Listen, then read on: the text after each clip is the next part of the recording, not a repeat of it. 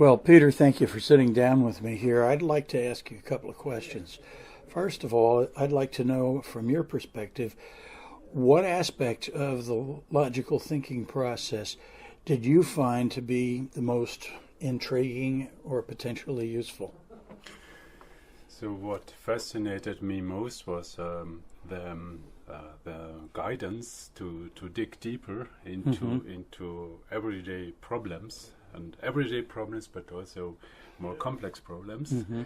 And to dig deeper on the one hand, and on the other hand also to get more clarity, which is then the lever to communicate about this.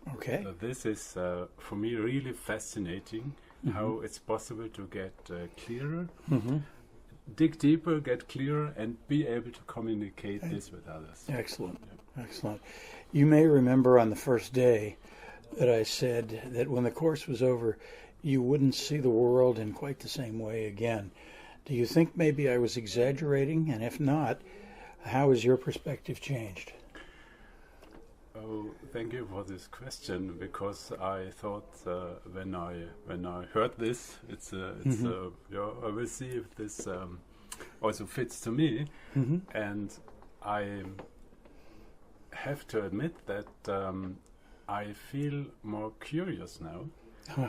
And when being in this world, which is also full of information and full of hectic often, I feel now more curious to think about what I read or what I have heard in exchange with others, and to look behind those assumptions which might be hidden at first glance. Excellent, excellent.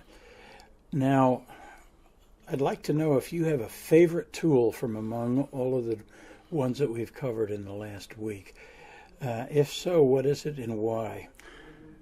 To be honest, I have even two favorite tools. Okay. The first one is the goal tree. Okay, so very good. The goal tree is, for me, you must know I'm dealing with how cities can cope with demands and challenges in everyday life. And there is a need for change. And the goal tree is really a very powerful instrument to make clear where the goal can be, so where to look for, where to go for, and in addition to communicate this and to get other people onboarded and on the same page. Excellent. And the second tool is the evaporation cloud, because when we have cool goals, we still might have some conflicts which will prevent us from reaching the goals. That's true, and I know that certainly in city government there is a lot of conflict in local and state governments, that's for sure. Okay, so to kind of wrap this up, I would ask you, based on your experience, is there a particular type of person or position that a person would occupy that you might recommend come and learn how to do this in a course?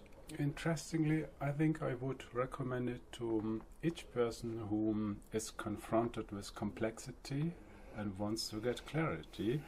And I would, on the one hand side, include also managing directors of companies who face a lot of information and have to dig out the relevant one. But on the other hand, also, for example, if you want to write a book, I mean, it's a completely different application area. But if you want to write a book and get some kind of overview, dig deeper, it would also be an option to look into the details. I hadn't heard that before, but now that you mention it, I see where it could certainly be useful that way. Well, thank you very much for your time on this and your feedback. It was really a pleasure to be with you. Thank you. Thank you.